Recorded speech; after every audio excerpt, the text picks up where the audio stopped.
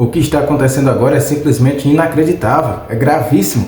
O STF está ameaçando um contra-ataque explosivo contra o Congresso, caso resolvam aprovar a anistia aos presos do 8 de janeiro. E isso não é apenas mais uma disputa política, isso é uma guerra aberta entre os poderes da República. E a pergunta que não quer calar: será que o Brasil está caminhando de vez para uma venezuelização? Será que estamos copiando o que foi feito lá? Hoje eu vou te mostrar aqui a respeito desse tema e alguns pontos a ser detalhados. Como o STF está se articulando para retaliar o Congresso? Fique aqui para discutirmos também como o governo Lula e o PT reagiram em desespero a essa situação, que é a possível aprovação da anistia a esses presos, e por que esse cenário nos lembra e muito o que aconteceu na Venezuela, como iniciou lá, de acordo com o que está acontecendo aqui também. Então fica aqui comigo até o final desse vídeo, porque esse vídeo vai tratar daqueles que você não vai ver na grande mídia.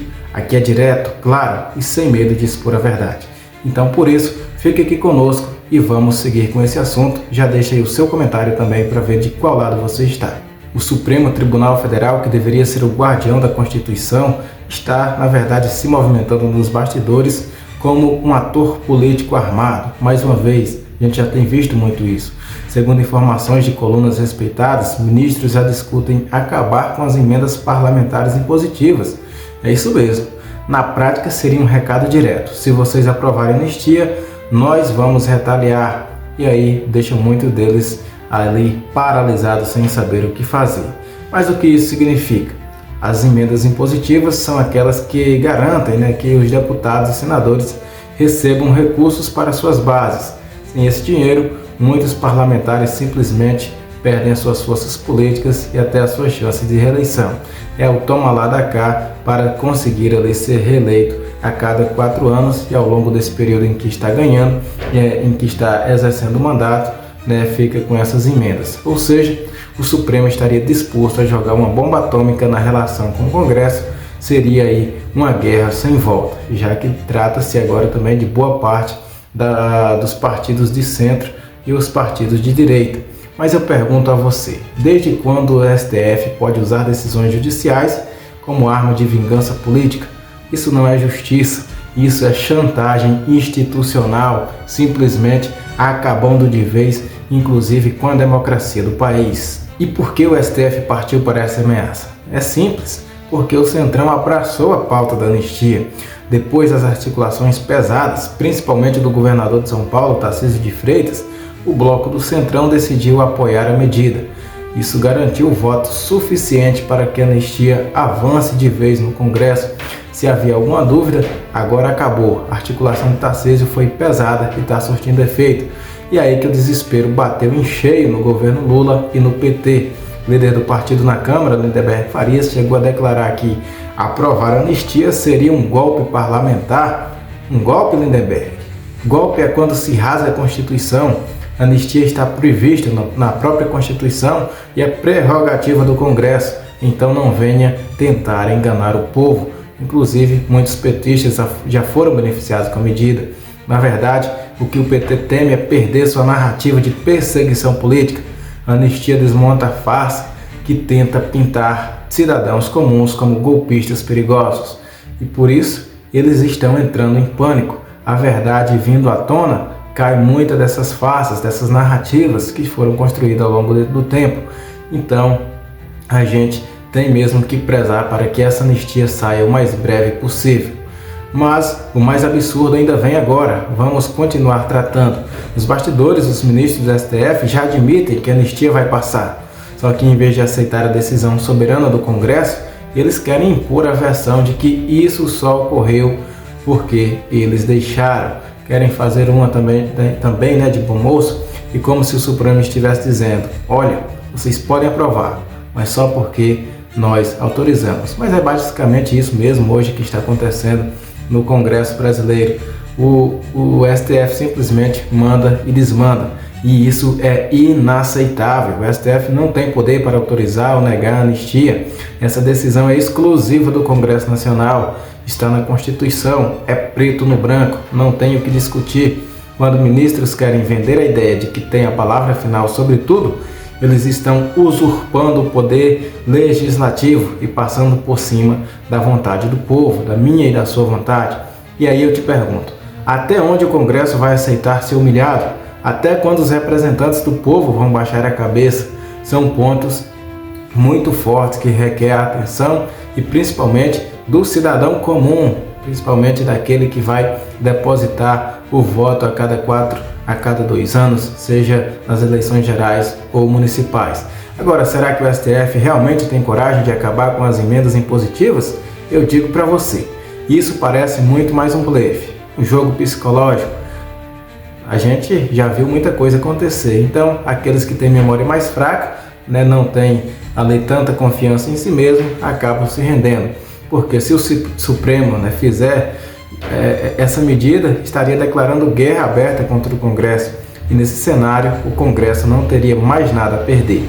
Iria abrir sua própria caixa de ferramentas contra os próprios ministros do Supremo Tribunal Federal. Ou seja, o STF estaria arriscando demais. Por isso que eu acredito que essa ameaça é simplesmente vazia. Mas não deixa de ser também gravíssima, porque mostra como os ministros passaram a usar a toga não para julgar, mas para barganhar, intimidar e se impor politicamente. E essa postura já deixou marcas profundas aqui na democracia brasileira. E pelo que a gente vê, até o momento não tem ninguém levantando a voz assim com um tom mais alto para proteger a população, o povo mesmo brasileiro, dessas possíveis retaliações. E é aqui que entra o ponto mais preocupante.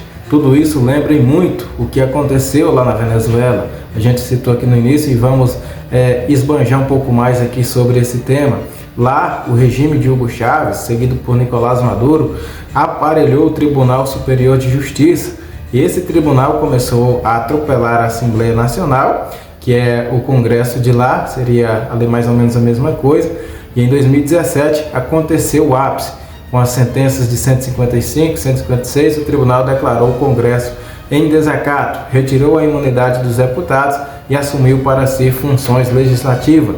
Na prática, dissolveu o parlamento e deu um alto golpe institucional. E o resultado? Protestos violentamente reprimidos, mais de 120 mortos, milhares de feridos, perseguições políticas e a Venezuela entrou em colapso democrático. Aconteceu. E eu pergunto a você, será que o STF brasileiro está querendo seguir esse mesmo caminho? Será que vão continuar tirando imunidade, perseguindo parlamentares, intimidando manifestantes e passando por cima da Constituição? O Brasil não é a Venezuela, mas os paralelos são claros demais para serem ignorados. Infelizmente, o caminho parece ser o mesmo, e aqueles que estão cada vez no mais alto escalão aparelham-se cada vez mais do sistema para entrar nesse jogo. E o governo Lula nisso tudo? Oficialmente, ele pode até vetar a anistia, mas o veto presidencial pode ser derrubado de novo pelo Congresso. E então, o que Lula vai fazer? Aposta no STF como linha de frente.